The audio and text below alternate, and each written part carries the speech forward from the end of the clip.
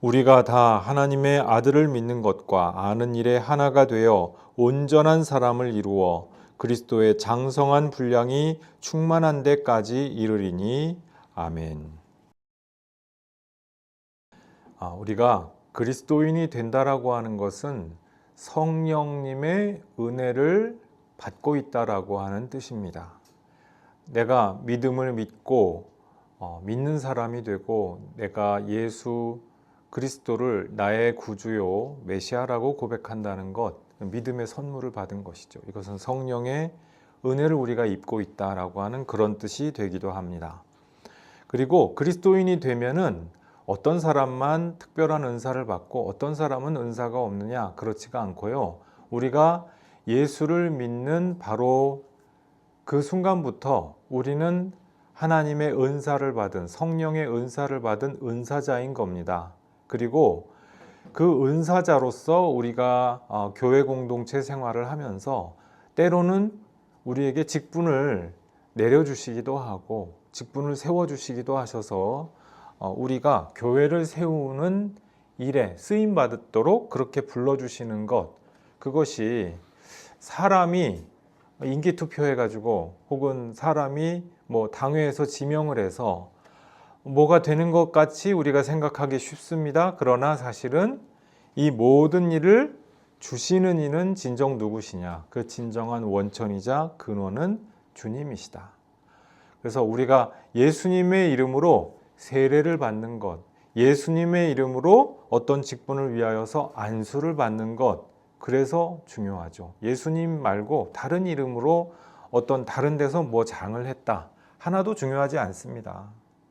그것이 교회 안에서 그 목사요, 교사요, 예언자요, 이런 직분을 감당할 수 있는 하등의 근거가 되지 못한다는 거예요. 예수의 이름이 중요한 것이죠. 자, 그런데 우리 그리스도인들에게 성령의 은사도 주시고 또 직분을 주시는 까닭이 무엇이라고 했습니까? 에베소서 12절 말씀에 따르면은 그리스도의 몸을 세우려 하심이다 했습니다. 우리가 그리스도의 몸을 세우기 위하여서 은사를 받는 것이고 또 직분을 받는 것이죠.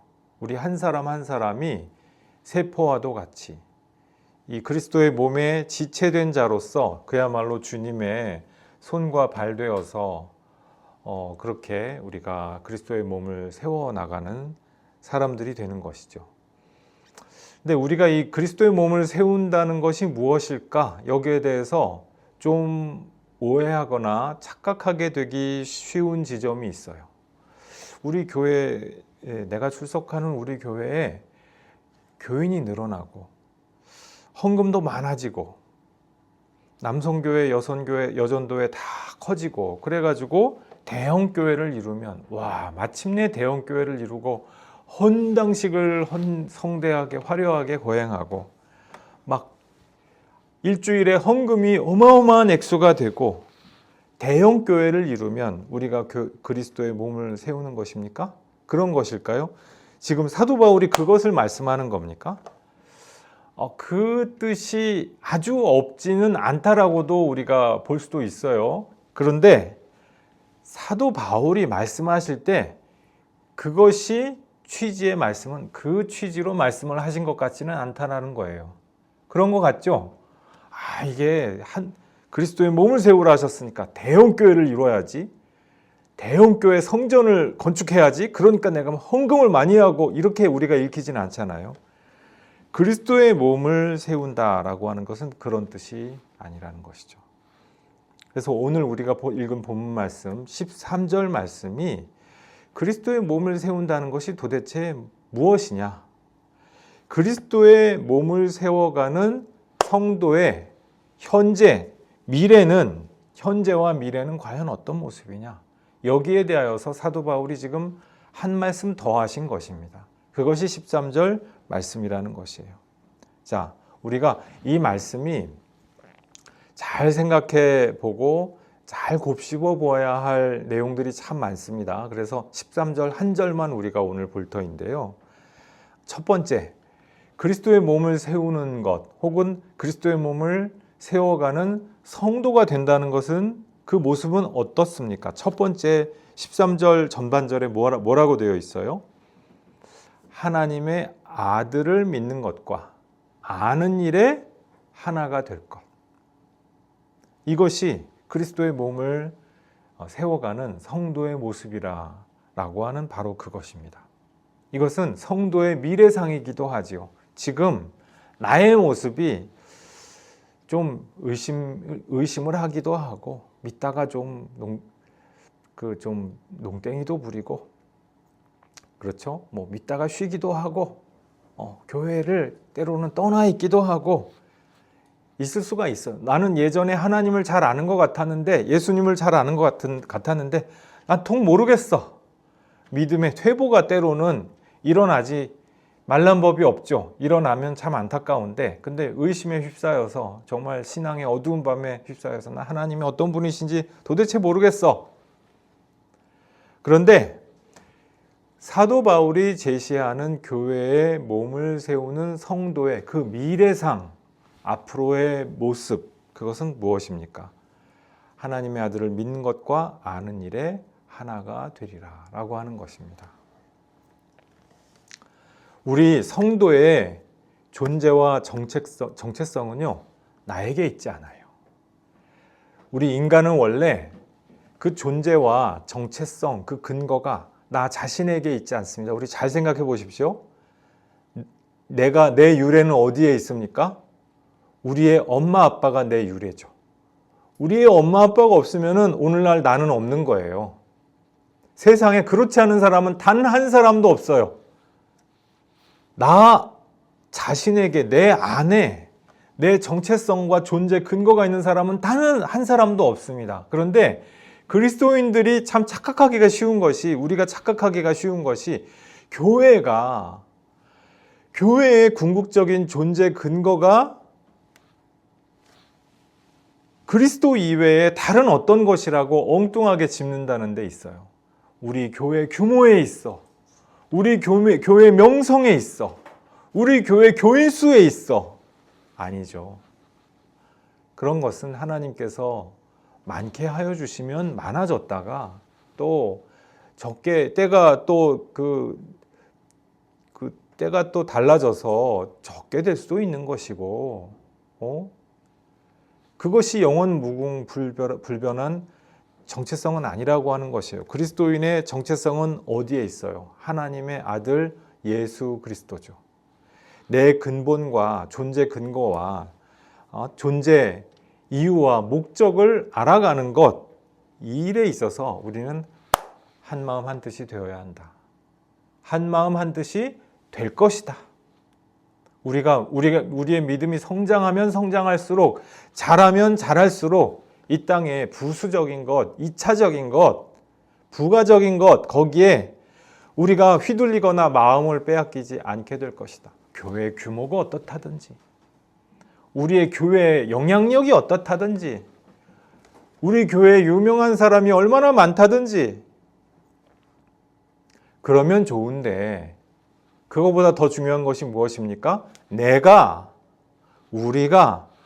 우리 존재의 정체성의 근거가 무엇이며 그분이 어떤 일인지 똑바로 아는 것, 그것이 중요합니다. 교회의 크고 작음에 상관없이 우리 성도가 성도됨의 그 이유와 근거와 목적이 뭐냐, 방향과 운명이 뭐냐를 알고 있다면 바로 그 자리가 위대한 자리가 되는 줄로 믿습니다. 오로지 그리스도에게 존재 이유와 목적과 정체성이 있다. 성도와 교회의 목적과 정체성이 있다. 직분과 은사를 가지고 내 자랑의 이유가 되고 내가 과시하고 자랑하고 또 내 명성을 위해서 총회장이 됐다, 노회장이 됐다. 내가 그러니까 감토 하나 썼으니까 와 나는 대단해. 장로 됐으니까, 목사 됐으니까 나는 대단해. 대단하지 않습니다. 그 자체로서 대단한 것이 아니죠. 그렇죠? 우리 성경 말씀이 그렇게 말씀하고 있어요. 우리의 그 권위와 그 직분의 무게감의 그 원천이 어디라는 얘기예요? 예수님이에요. 오직 예수님께서 대단한 분이고 자랑해야 될 분은 예수님이시다. 자, 그런데 이 직분과 은사를 통하여서 직분과 은사를 내 과시와 자랑과 명성을 위해서가 아니라 직분과 은사를 활용하고 행사하고 그것을 가지고서 내가 그리스도의 몸을 세우려 하면 할수록 어떤 일이 이루어지느냐? 하나님의 아들을 믿는 것과 아는 일에 점점 하나가 되어간다. 옛날에 유치했던 그 파편적인 지식에서부터, 파편적인 믿음의 실천에서부터 점점 더 원숙하고 성숙하고 더 진보된 성장되고 성숙한 모습이 나타날 것이다. 사도 바울이 지금 바로 그것을 말씀을 하죠.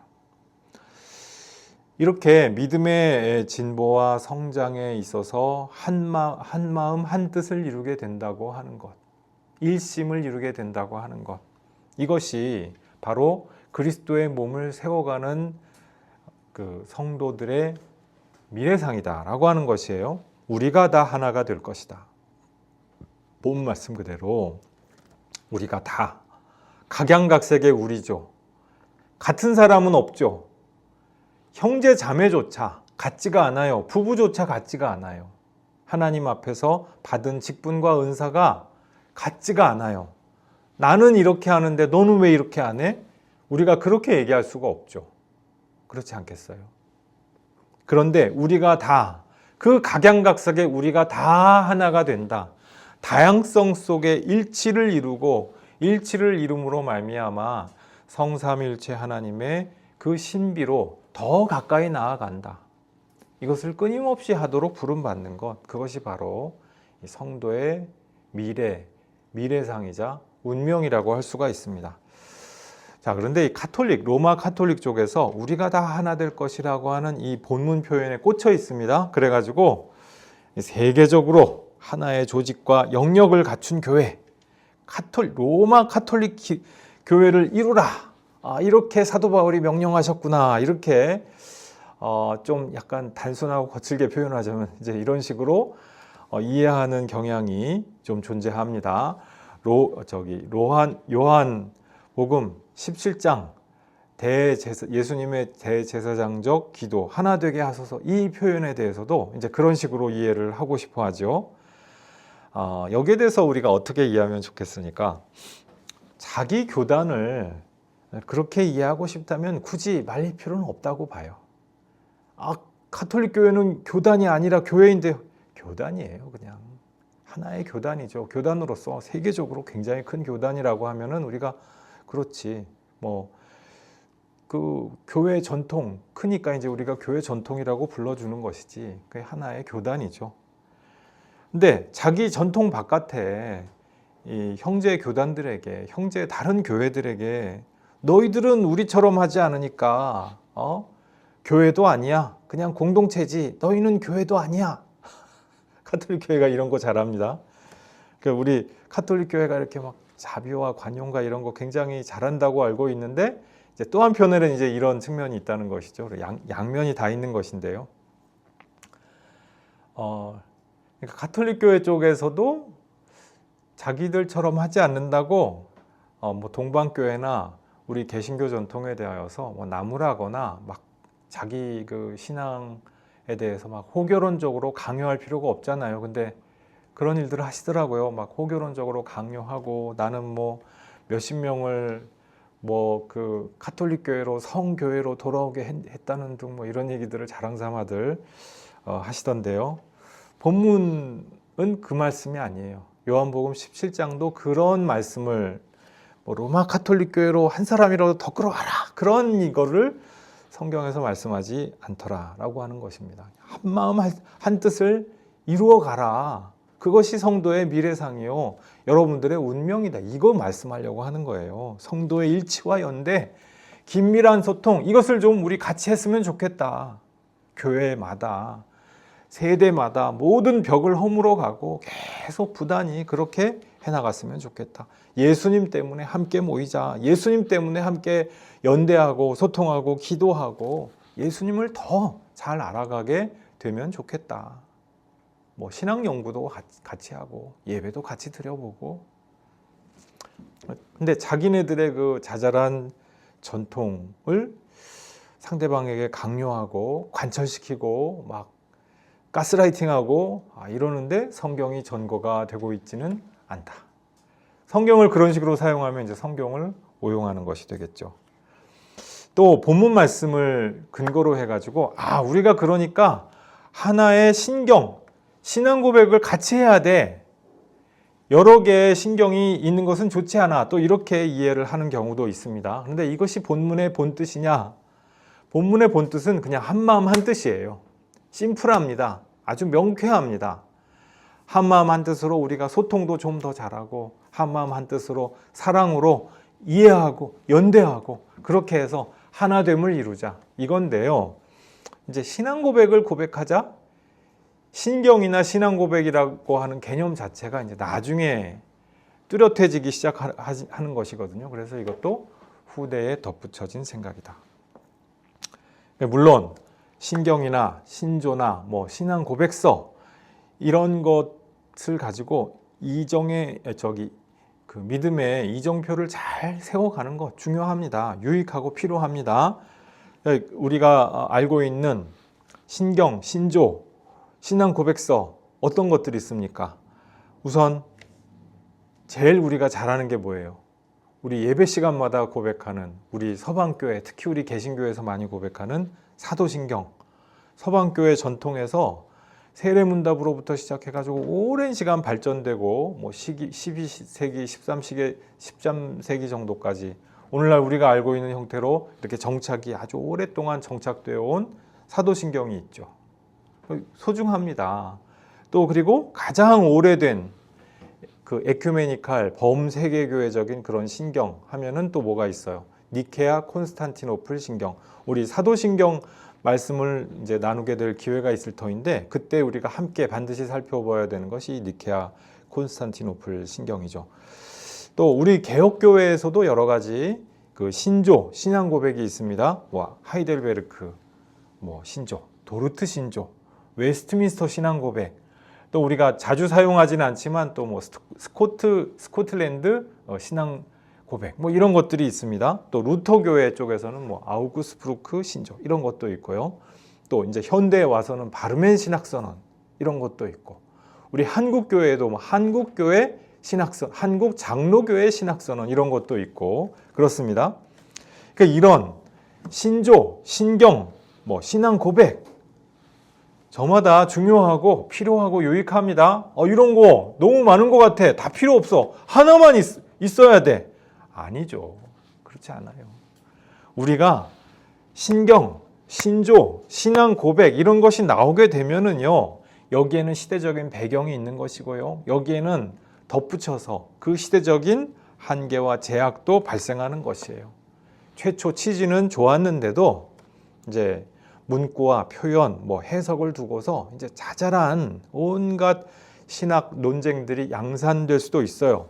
그래서 니케아 콘스탄티노플 신경, 그 귀한 신경 같은 경우도 이 문구 때문에 필리오케라고 하는 그 문구 하나 때문에 동서교회가 분열되고요. 그랬죠.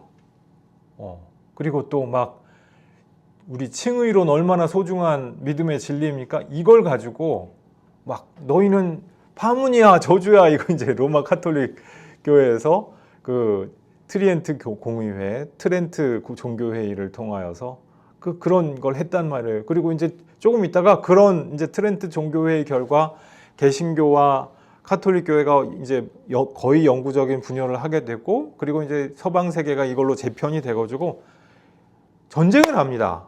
한 세대 이상 전쟁을 해요. 신조, 표현, 문구 여기서부터 출발해가지고 사람들이 전쟁까지 했어요.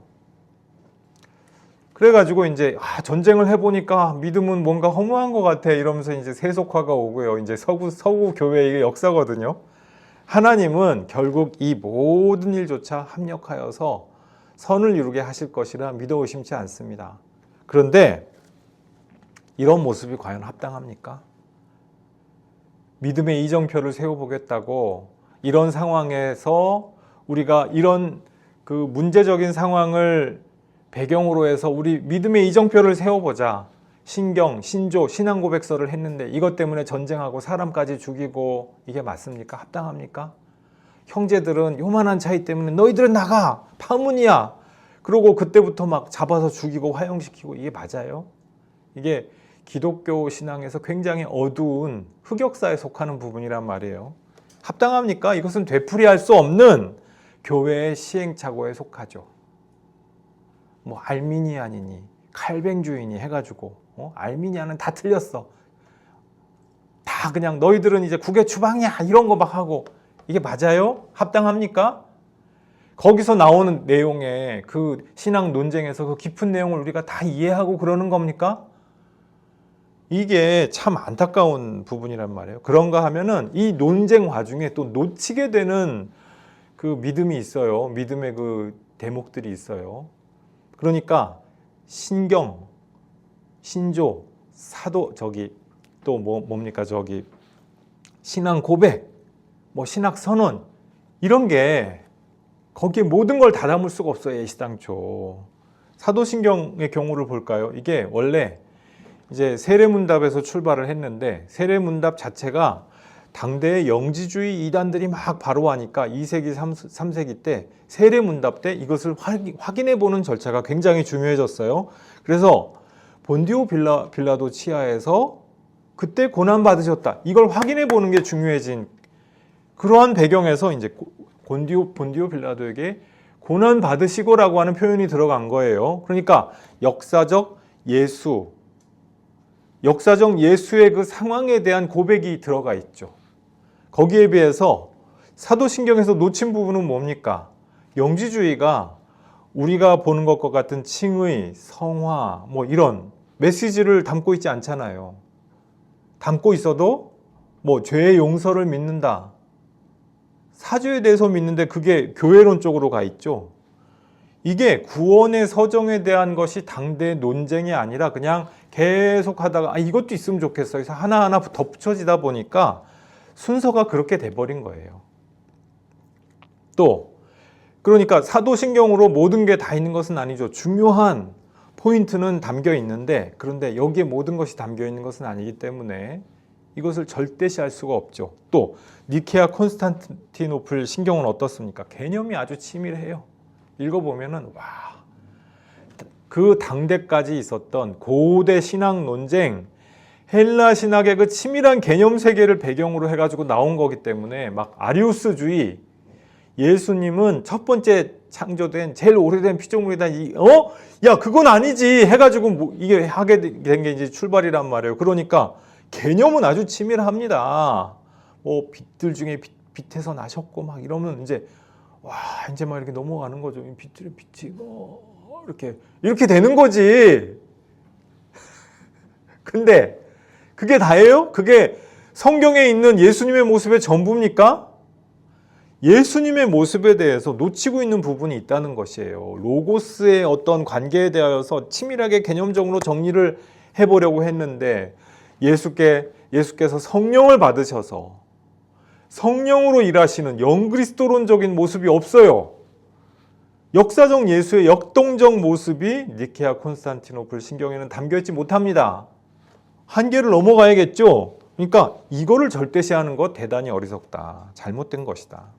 신앙의 이종표이지 성경처럼 절대적인 기준이 될 수가 없다라고 하는 말씀을 드리려고 하는 것입니다.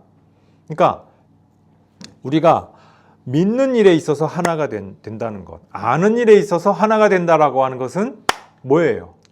결국은 우리 믿음이 우리의 고백에 있어서나 우리의 삶에 있어서나 그리스도 한 분께로 집중이 되어 가면은 바로 그것으로 족하는 그 과정 자체, 그리스도 중심주의, 그것이 사실은 정말로 중요하다라고 하는 것이에요. 이것을 인간의 신앙 고백 문구나 신경이나 신조 문구, 또 어느 신학자의 그 주의 주장, 그 책 몇 권 그걸로 고정할 수 있을까요? 불가능해요. 거기에 아주 일부분이 담겨 있는 것이지 이것은 정말 살아있는 역동성이자 사건이죠. 이 믿음, 믿음의 고백, 이것은 오늘날 우리 가운데서 일어나고 있어요. 우리 예배 가운데 일어나고 있고요.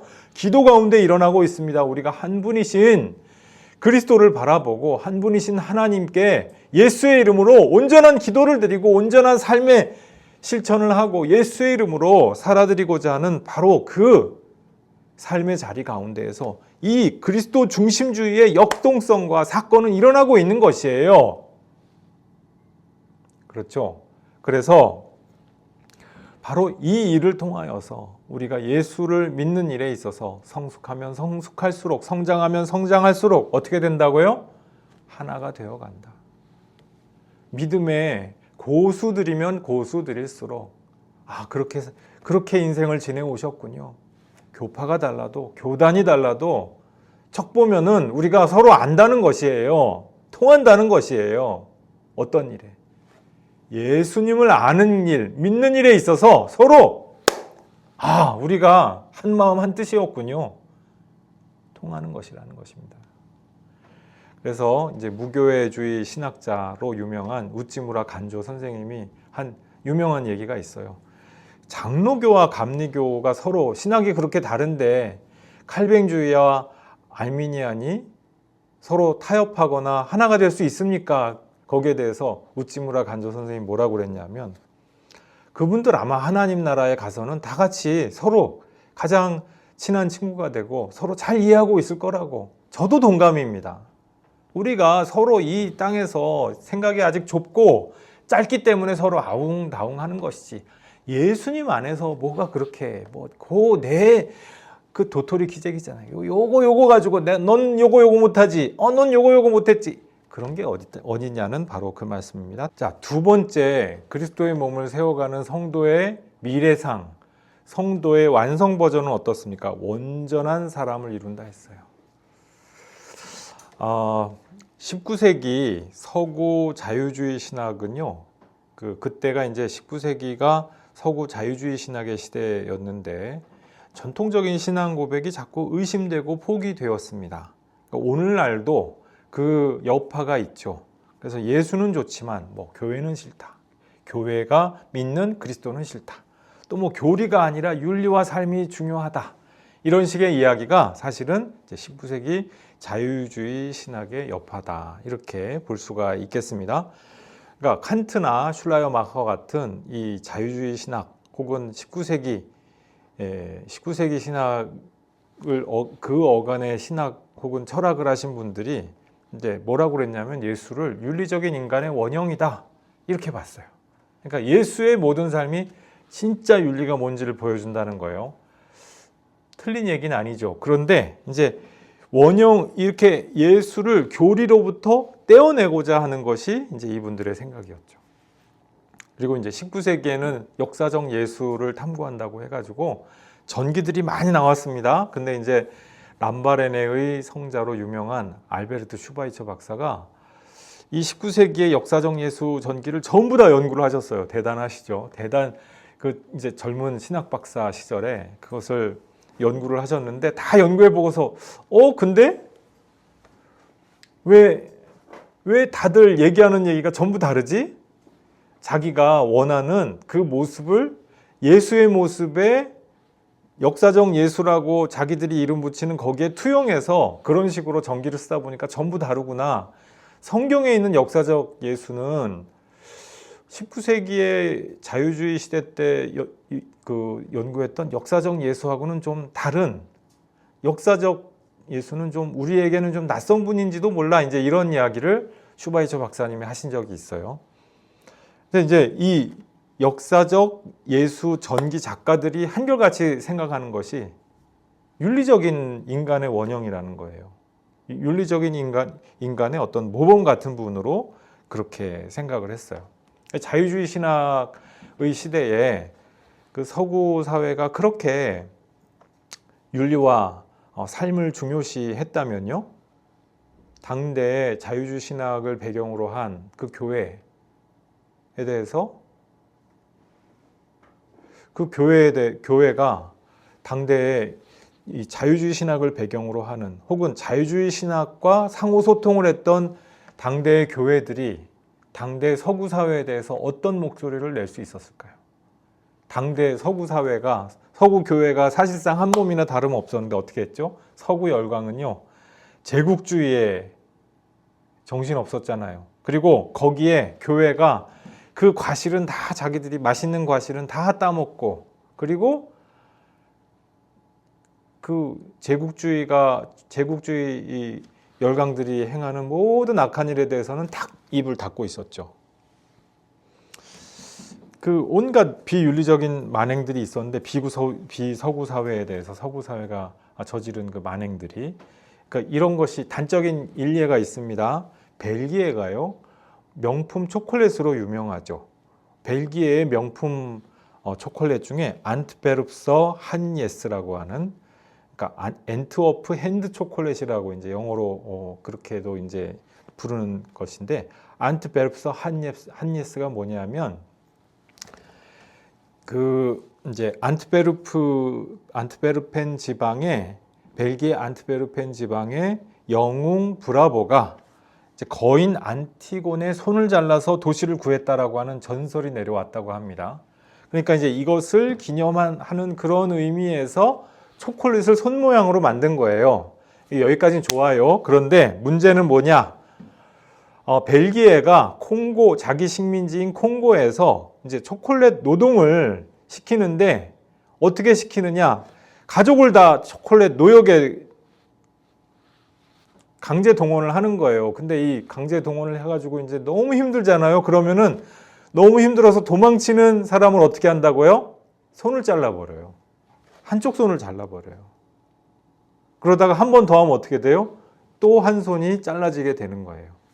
이게 이제 자기 생계를 책임지는 한 가정의 엄마 아빠한테만 이런 것이 아니에요. 그 집에 어린이들, 아동들을 강제 노역에 동원을 했어요.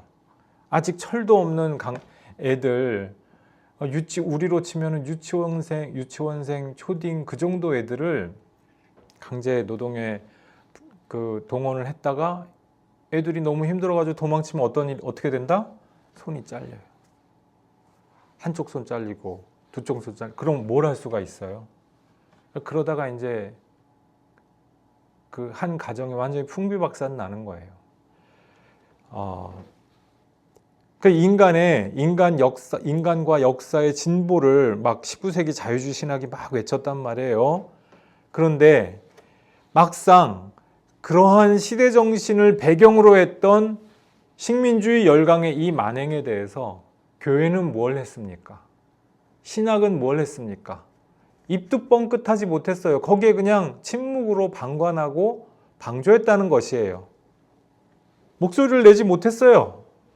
나는 자유주의 신학이 아니라 나는 보수적인 사람이었어. 그렇다고 해서 내 목소리를 냈느냐? 천만의 말씀이에요. 시대의 악에 대해서, 거악에 대해서 목소리를 냈어야지. 목소리를 냈어야 맞잖아요. 식민지 아동들의 손이 잘려 나가는데. 그러니까 이제 여기에 대해서 사람들이 공분하는 그러한 일들이 일어나니까 이제 이 엔트워프 핸드 초콜릿 요것이 그 많은 비난을 받게 되고 뭐 이랬다는 얘기죠. 그런데 오늘날도 벨기에는 그때 만들던 그 가락이 있기 때문에 명품 초콜릿 하면은 벨기에 초콜릿을 쳐주죠. 자, 어쨌든 19세기 자유주의 신학의 시대에 사람들이 하나님 아들을 알고 믿고 여기에 힘쓰기보다 온전한 사람을 이루고 싶어 했어요. 그런데 실제로 온전한 사람을 이뤘나요? 세상에 이렇게 끔찍한 사람들이 어디 있어요? 이렇게 끔찍한 사람들이 어디 있어요? 막 헤겔은 자기 시대의 역사는 다 이루어졌다 이렇게 그 생각을 했죠. 그런데 착각이죠. 철학자가 공부를 많이 하다가 살짝 좀 착각을 한 거죠. 역사가 이런 식으로 가는데 어떻게 역사가 다 이루어질 수가 있어요? 그렇지 않겠어요? 오늘 본문 말씀에 보면은요, 하나님 아들을 믿고 아는 일과 온전한 사람을 이루는 바로 그 일은요, 분리할 수가 없어요. 함께 가는 거예요. 우리 믿음과 삶은요, 믿음과 알은 삶과 체험이 동시에 되기도 한다는 것이에요. 그래서 원문에 보면은 아는 일에 대해서 이것을 그노시스라고 하지 않습니다. 그냥 그 정보나 지식이라고 생각을 했으면은 사도 바울이 그노시스라고 했겠죠. 그런데 그노시스라고 안 하고 에피그노시스라고 했어요. 에피는 이 뭘 하나 더 얻는 것이거든요. 그러니까 지식과 정보에 대해 그 위에 내 삶이 한번 얹혀지고 입혀졌을 때 그것이 에피그노시스입니다. 우리가 하나님의 아들을 알아간다는 것은 무엇이냐? 내 삶이 거기에 얹혀져서 예수의 그 삶이 내 삶에 이렇게 얹혀져서 내가 예수를 아는 것이 더 이상 그냥 그 입으로만 떠드는 것이 아니게 되는 바로 그것이거든요. 내가 성경 한번 읽었다고 나는 예수가 누군지 알아, 교회가 뭔지 알고 기독교 신앙이 뭔지 알아, 단언할 수 있습니까? 그럴 수 있겠어요. 신학책 몇 권 읽어봤다고 나는 믿음이란 어떤 건지 알아, 신학이라는 거 뭔지 이런 얘기하되 단언할 수 있겠습니까? 아니에요. 그런 거는요 그노시스의 차원에 지나지 않아요. 지식과 정보의 차원에 지나지 않는다는 것이에요. 성경을 아무리 많이 읽고 신학을 아무리 많이 알고 능통하고 능하다고 할지라도 나의 에피그노시스, 예수를 알아가면요 이것은 이미 다 완성됐어, 온전해, 감히 그렇게 말할 수가 없어요. 세상에 아무도 그렇게 말할 수가 없어요. 우리 인생 여정을 통하여서 우리 삶 전체를 통하여서 그리스도를 알아가는 것이기 때문에 그렇습니다. 그 서사와 이야기 속에서 우리가 온전한 사람을 이루어가고 예수님이 누구신지 정말 알고 체험하면 체험할수록 동시에 어떻게 돼요? 온전한 사람을 우리가 이루어가고 우리 안에서 온전한 사람이 형성되게 된다. 우리 은사와 직분과 성령의 열매와 모든 성령의 은혜 가운데에서 우리 각자에게 맡겨진 우리 인생의 십자가를 지고 주님을 따라가면서 아, 예수님은 이런 분이신가 보다 더욱더 알아가고 더욱더 믿어가고 그 가운데에서 지금 사도 바울의 말씀에 따르면 우리의 미래상이 어떠냐? 우리 심령과 인생이 더욱 온전한 사람답게 변화하고 변모해 나간다고 하는 바로 그것입니다. 왜 그리스도인이 되어야 합니까? 한스 퀼이라고 하는 신학자가 크리스트자인 우리말로는 그리스도인이 된다는 것이라고, 왜 그리스도인이 되는가 이렇게 아마 축약본이 나왔던 걸로 기억하는데 이제 이 크리스트자인에서 그렇게 말씀을 하셨습니다. 왜 그리스도인이 됐느냐? 사람이 되려고, 정말 사람답기 위해서 그리스도인이 된다. 이제 그 책의 결론을 이렇게 맺으셨던 적이 있는데 오늘 본문 말씀에 딱 부합하는 결론이죠. 우리가 그리스도인이 되는 이유가 무엇이며 예수 그리스도를 알고자 하는 일이 그 목적이 무엇입니까? 사람이 되기 위해서, 온전한 사람을 이루기 위하여서. 예수님을 우리가 알지 못하면 어딘가 우리가 빈 구석이 있게 돼요. 사람은 누구나 다 부족한 점이 있어요. 흑역사가 있어요. 잘못된 점이 있어요. 그런데 예수를 믿고 예수를 거울 삼아서 예수의 그 십자가 삶을 내 안에서 구현해 나아갈 때 우리의 삶은 달라지게 되죠. 변화하게 되죠. 우리의 생각과 말과 행동과 선택이 좀 더 어른답게 성장하고 성숙하고 그리스도의 장성한 그 분량에 이르기까지 그렇게 나아가는 것이죠. 우리 생명이 다하는 그 순간까지 우리의 믿음은 이렇게 진보하고 성장해 갈 뿐입니다. 우리가 예수 그리스도의 그 십자가 이야기에 응답하여서 우리 자신의 인생 버전의 순환사와 순환의 그 십자가 이야기를 우리 스스로도 써 나가게 된다라고 하는 것입니다. 이 우리 스스로의 버전의 십자가 이야기, 순환사와 아름답게 멋지게 써내려 가시는 교우 여러분들 모두 되시기를 주님의 이름으로 축복합니다. 기도하시겠습니다. 아버지 하나님, 우리가 주님을 아는 일에 하나가 되고 주님을 믿는 일에 하나가 되어서 온전한 사람을 이루게 될 것임을 오늘 본문 말씀을 통하여서 함께 살펴보았습니다.